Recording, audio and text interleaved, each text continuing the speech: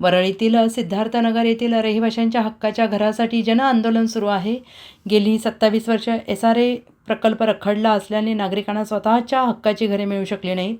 हक्काच्या घरासाठी मनसेच्या नेतृत्वाखाली लढा होत आहे आणि संबंधित विकासक येऊन हा प्रकल्प लवकरात लवकर पूर्ण करण्याचं आश्वासन मिळत नाही तोपर्यंत ठिय्या आंदोलन सुरू ठेवण्याचा निर्धार आंदोलकांनी केला आहे। या आंदोलनात महिला पुरुष मोठ्या संख्येने उपस्थित आहेत।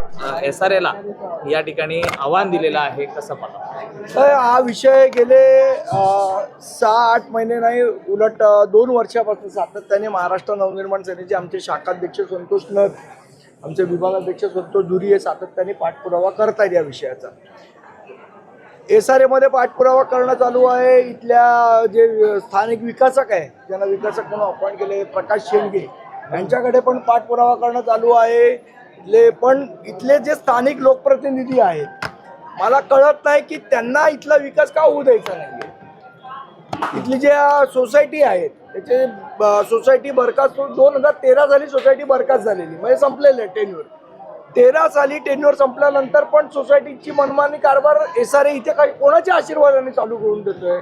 कोण त्या संपलेल्या सोसायटीला पाठिंबा देत आहे? हे सगळे महत्त्वाचे प्रश्न आहेत।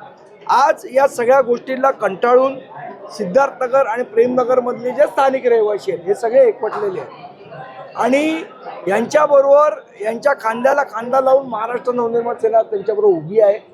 आमची सर्वांची एकच इच्छा आहे की इथला विकास चालू व्हावा।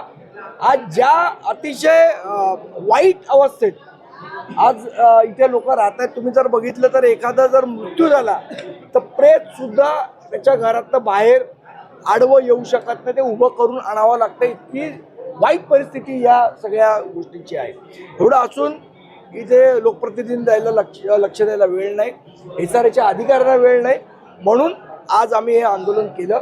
या आंदोलनात आज इशारा दिलेला आहे की लवकरात लवकर आठवड्याभरात 1.5 आठवड्याभरात त्यांनी याच्यावर कारवाई करावी, अधिकाऱ्यांनी मध्यस्थी करावी, नाही तर पुढचं आंदोलन हे SRAच्या कार्यालयामध्ये असेल आणि त्याची सर्वस्वी जबाबदारी ही शासनाची आणि SRAची असेल। 8 दिवसाचा अल्टिमेटम तुम्ही दिलेला आहे आणि यामध्ये राजकीय हस्तक्षेपाचा आरोप करताय, काय नेमकं कुठे अडलंय? SRAच्या अधिकाऱ्यांची भूमिका नाही, आज जी सोसायटी या सगळ्याला आडकाठी घालते, आज 4 महिन्यापूर्वी आम्ही SRAच्या अधिकाऱ्यांबरोबर बैठक घेऊन तिथे प्रशासक नेमला होता। त्या प्रशासकाला स्टे आणण्याचं काम इथली जी एक्सपायर्ड सोसायटी आहे, इल्लिगल सोसायटी आहे, त्यांनी केलेलं आहे। त्यामुळे आणि त्यांना मग पाठिंबा कोण देतात? इथले स्थानिक लोकप्रतिनिधी देतात। त्यामुळे आता पुढचा धावा जो आहे आमचा तो SRAच्या अधिकाऱ्यांवर असेल, SRAच्या बिल्डिंगमध्ये असेल। जोपर्यंत आम्हाला घर मिळत नाही तोपर्यंत SRAचे अधिकारी पण मग घरी जाणार नाही।